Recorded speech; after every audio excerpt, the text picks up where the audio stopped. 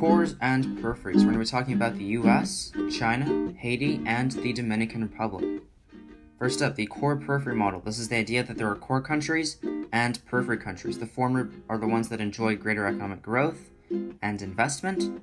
The periphery countries are the ones being exploited by these core countries, and we'll see what that means in terms of maybe TNCs and even the government. Some global economic organizations that you might want to be aware of are the G20, World Economic Forum, United Nations, and the World Trade Organization. In the end, these exist for core countries to increase trade with one another and to end global disparities and poverty. However, there is a sense of irony to all this, and that is looking at something like the G20, the US, UK, European Union, and Brazil, and many other core countries comprise of these bodies. However, periphery countries are excluded, and yet they're the ones who dictate maybe where these periphery countries' futures lie. One of them, America. We have a high gross national income, that is the value of goods and the amount of income in terms of imports and exports. And a lot of transnational corporations are based out of America, yet they operate abroad, and a lot of their investments and their income derive from tax breaks of which they enjoy. China, a semi-periphery country, so not entirely periphery, not entirely core. This is because they are a rising industrial power, growing faster than any other country, very high GDP growth rate. And they've tackled poverty in a way that no other country has. Over the course of almost 40 years, they've gone from 88% unemployment to just 2%. However, what makes China a periphery country are things like disparities between the poor and the rich, lots of cheap labor, but lots of billionaires, and a highly inflated GDP. In fact, right now they're going through a property bubble where they're constructing so much. Development is on the rise, but a lot of these cities that they build are uninhabited. No one lives there. They're called ghost cities. Pretty interesting. You can find a lot of pictures of that online. Xiaocoms. This is the idea that one company's waste is another's input, and these incentives run through 2020, and they may be even extended beyond that. There's a term for this. It's called the circular economy. It's the idea that you reuse and recycle throughout the economy. This preserves natural resources and capital so that success can be maintained not only in the short term, but over the long term. So long-term growth is key here. This also limits imports and exports. You want to be self-reliant. Again, this is all to counter overexploitation, which has happened in the past, and China is notorious for that. There's something called the Huanyong Line. Basically, this divides two regions. To the west, we have where 6% of the population lives, so very little. And to the east of that, we have the remaining 94. Now, in that central zone, so along this line, that's where about a third of the population lies. And those are where their fertile farms are. This is where a lot of their food production occurs. And along the coast is where we have a lot of that development. So they've gone from an isolationist policy to that of a free market system. Some of those isolationist policies include the Great Leap Forward and Cultural Revolution. These backfired in the end. Millions of people died. They were meant to industrialize China without Western influence. Unfortunately, a lot of this led to a backlash. Currently, despite their communist government, they are very much a capitalist market.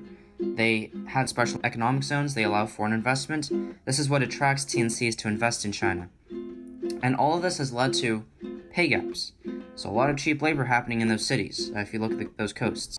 These have also led to tourism, increase in tourism and business incentives galore. This has made China far more desirable versus their previous years. And this is all under pragmatic leadership under Deng Xiaoping and now Xi Jinping. Haiti, a periphery country.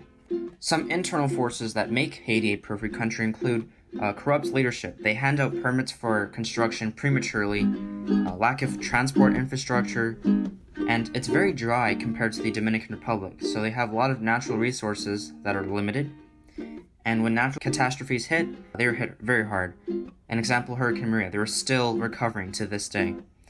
And some policies that Haiti instills, such as trickle-down economics, these, in the end, unfortunately, only benefit the rich, it seems. It never really does seem to trickle down to lower classes, all part of that corrupt leadership. Where does their internal capital formation come from? External forces. That is undesirable. You want your capital formation to come from within. But in the case of Haiti, they lack these resources that they could export, so they have to import.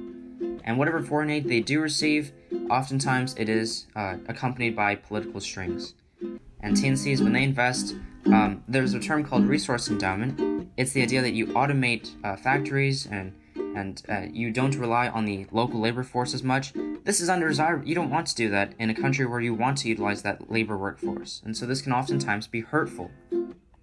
This is in direct comparison to their neighbor, the Dominican Republic.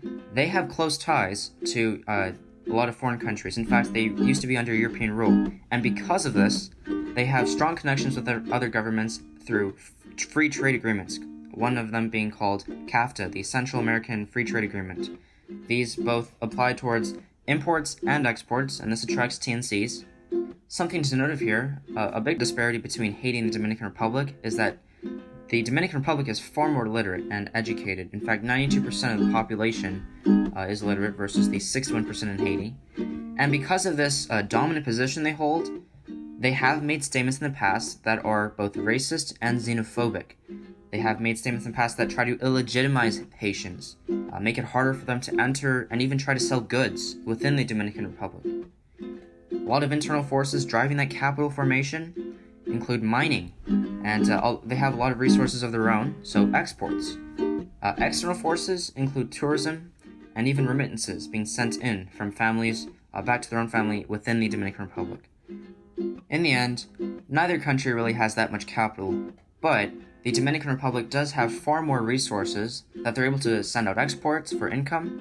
They do have more stable leadership, less corruption, and geographically, they are more resilient. There are far more trees, it's far more green on their side, and therefore landslides, for example, are not as common. So they're more resilient against a lot of natural catastrophes, and they have stronger support with European ties, such as through the Central American Free Trade Agreement. As always, subscribe and make sure to provide comments so I know how to make these videos even better. Thank you very much.